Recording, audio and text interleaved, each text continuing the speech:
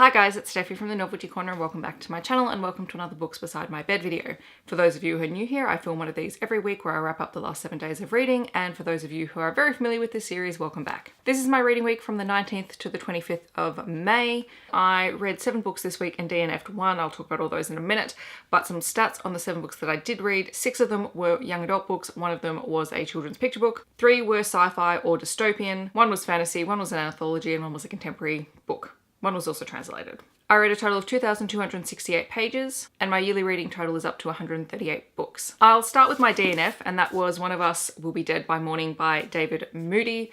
This was a 2017 release from St. Martin's Press, and I received it in a page habit box. I got maybe 3 or 4 chapters into this book, and it may have just been the timing of reading it, but I basically could not get into it. I wasn't that interested in the book. I don't even know all that much about it. What I did find out that this is the first book in possibly a new spin-off series of a previous collection of books that this author David Moody has written, and I don't think you really needed to have read the other series to read this because the setup is pretty good and the explanation is there, but at the same time it just didn't grip me. Like the first chapter or the prologue was really good and really creepy and disturbing. It's basically like a zombie type book where people become infected by something and they just become very murderous. And so the opening sequence is really shocking, but then nothing happened for 2 or 3 chapters, which I know is not a long time, but it bored me to tears. So this one's going. I also finished up Hive by AJ Betts. This is a Love Osway story from Pan Macmillan. It was a 2018 release and I gave it 4 out of 5 stars. It is a dystopian type story. We follow our main character Hayley, who lives in this very self-contained world that's almost a bit like a hive. And in this world, she is a beekeeper, so she tends to the bees, and everyone in this society has a very clear role or purpose to play. And when you sort of start stepping outside of those bounds or you start questioning what's going on, people deem you mad, and that's not a good thing. Everything in this world is controlled down to a T, and then Hayley discovers water dripping from the ceiling and she realizes that this is not something that's normal. Water shouldn't be dripping from the ceiling, and it encourages her to start seeking out the mysteries that surround this place that she's known for her entire life, where she's grown up. This is really immersive. The writing style is not complex in any way. It is very easy to read. Hayley is a very innocent, very curious character, and she's very determined to uncover what's going on. She's realized that, you know, things are not quite right, but she doesn't know why they're not quite right because she doesn't have any other experience except what she knows. So it was a very interesting book, and where it leaves off is quite open-ended. It is the first book in a duology, and Hayley is really left adrift. It was a really interesting read. I didn't realize that this was Love Osway, and I didn't realize it was dystopian at all, so I was very pleasantly surprised. Following that, I also read Rogue, which is a 2019 release from Pan Macmillan. It is the follow-up and concluding book to AJ Betts' duology. I'm not going to talk about it too much in this video because I am actually part of the blog tour for this, so I will be posting a separate review of this book in the future. But it was the conclusion. I did give it 4 out of 5 stars. I really enjoyed this series. I'm so glad that I read it.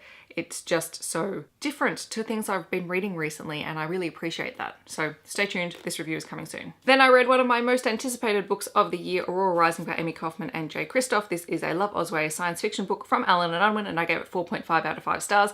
First of all, I'm going to say, no, I didn't love it as much as the Illuminae Files, but I'm also really uncomfortable comparing the two, aside from the fact that they're written by the same author, because they're not told in the same format and it's sort of a different setup. I enjoyed this book for what it was. It is very much a setup book, and I'll say that straight away. So don't go in expecting a huge amount of push forward in the plot. It is a very character-driven book. There are 7 main characters in this book, and we basically get perspectives from all of them at least a little bit. In some ways, I almost wish they'd stuck to 2 or 3 characters and then shifted in follow-up books, because some of the characters you don't feel like you spend enough time with. For those of you who are unfamiliar with this series, this is a science fiction book set in space. It is set in the year 2380, and humanity has left Earth. They've gone out, they've built alliances, they've made enemies. We start the story at the Aurora Academy, which is sort of like a peacekeeping academy. We meet our hero, Tyler. He is set to graduate at the top of his class and recruit the team of his dreams, really, and yet he has one moment of heroism, which he probably shouldn't have been involved in the first place, and he finds himself missing out on his graduation, and thus he doesn't get first pick of the recruits. He actually gets the dregs, and you know, he's none too happy about that. He has a couple of characters, Scarlet and Cat, who he knows and who follow him into his team, but he's still in a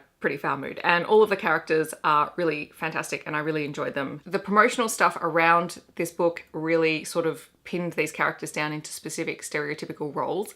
But what I appreciated is that they don't actually stay in those roles for very long. They actually start moving out of them. So you sort of get a starting point of what to expect because you know that this is going to be a misfit crew, but then you suddenly go beyond them, and it was just a lot of fun. My favorite character was Finian, who is a Batrascan. He wears a metal exoskeleton because he suffered from a debilitating disease as he was growing up, and as such he struggles to move around in gravity. He is just a little snarkball and I love him. He was so honest a lot of the time. He can't keep his mouth shut. It gets him into trouble and I loved him dearly for it. But the squad themselves is made up of, you know, 6 different characters who all have very discrete skill sets so that you can actually survive and work in space, which I thought was, you know, a good idea. So yes, I enjoyed this. I'm looking forward to the rest of the series. I will be rereading this at some point. Then I read Reuben by Bruce Watley. This is a children's picture book. It was published in 2017 by Scholastic and I gave it 4 out of 5 stars. It is very sort of reminiscent of Shaun Tan's The Arrival in terms of the artist style. It's all done in lead pencil, and this one actually has text in it, so it's not the wordless picture book of Shaun Tan's, but it tells the story of a little boy, Reuben, who lives sort of on the streets of this big bad city, and then he ventures into the heart of the city and he crosses paths with another character. And this city is very harsh and unforgiving, and it's a place where people don't really survive very well. It's about how they actually find sort of some semblance of peace here. It was a very sort of almost heartbreaking read. I mean, the illustrations sort of evoke that sort of really dark, depressing, oppressive sort of nature of the city. But I mean, the illustrations are also just gorgeous and I really enjoyed reading it, and this is one I'll take back to my classroom to read with the kids just to see what their thoughts are on it. I also read Piglets by Clémentine Beauvais, and this is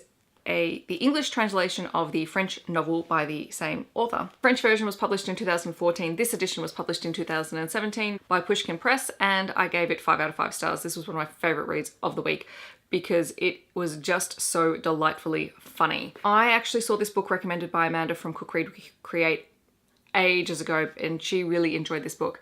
It is the story of 3 teenage girls who have been voted the most ugly girls in their school. So it deals with a lot of online bullying and social media that surrounds that sort of thing. And the 3 girls team up and they decide that instead of letting this get them down, they're actually going to ride all the way to Paris. So they live outside of Paris. They're going to ride all the way to Paris on bikes and they're going to sell sausages along the way. They're accompanied by one of the girls' brothers who is a returned soldier who was injured. They decide they're going to crash a garden party in Paris on one of the most important days in France, and it is just delightfully fun and entertaining and uplifting and heartwarming as the girls sort of learn to relate to one another and to be kind to one another. So I really enjoyed this. Then I read Finale by Stephanie Garber. This is the 3rd and final book in the Caraval trilogy, although, you know, who knows, there may be potential spin-offs of this I haven't heard yet. This is a 2019 release from Hodder and Stoughton. This is the Fairy Loot edition, which has the beautiful sprayed edges. Tracy, no, the black did not come off on my fingers when I read it at all. It was perfectly fine. And even my colored page tabs haven't completely ruined the stenciled sprayed edges either. So wins all around. Being the 3rd and final book in a series, it's kind of hard to talk about this book. I gave this 4 out of 5 stars. It was probably my least favorite of the series, only because it did a couple of things that I wasn't really sure why we went there, but you know, we did, and you know what, the book was fine. It was perfectly good. I enjoyed it. I always enjoy wrapping up a series because it's so very, very few and far between that I actually get to complete something. So I truly appreciate this for that. The Caraval series follows 2 sisters, Scarlet and Teller, as they venture into the world of Caraval, which is sort of this magical carnival that is hosted by the Grandmaster Legend, who is reputedly a rogue with magic. And over the course of the last 2 books, we've had a book from Scarlet's perspective and a book from Tella's perspective. I infinitely prefer Tella's perspective. And in finale, we get dual perspective from both the sisters. And I have to say, I still prefer Tella's perspective because Scarlet's sections were not the most engaging, but I digress. At the end of Legendary, Legend has taken on the identity of someone else and finds himself about to be put into a position of power. And in the second book, we learnt about the Fates, who were these magical beings whose powers are derived from a similar place as Legends, and they're awakening and they cause no end of problems for people around them because they are quite power hungry themselves. And this is a book where Scarlet and Tella have to really learn how to work with their allies as well as some potential enemies in order to defeat the growing threat that is about to take over the land. And it was just fun. It was enjoyable. Like I said, I'm happy to wrap up a series. I have questions.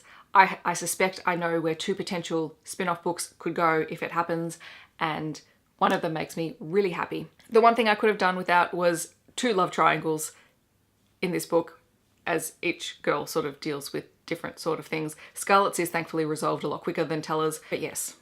So there's that. I enjoyed it. I'm happy that I have it. It was a fun read, and now I've got to find something else that's my quick, fun, easy fantasy reads because I don't really have many of those. The final book I read this week was Kindred 12 Queer Lovers Way Stories, edited by Michael Earp. This is a book that I am so excited to have in my hands and to have read. I am not going to be talking about it in this video because I am part of the blog tour for this book as well.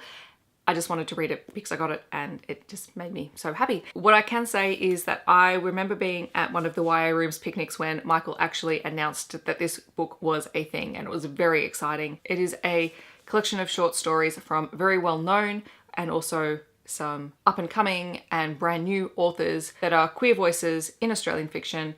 These are written for young adults. They are incredible and I highly, highly recommend it. I think it is the YA Rooms book for next month as well. So if you are interested in reading along with those guys, definitely do that.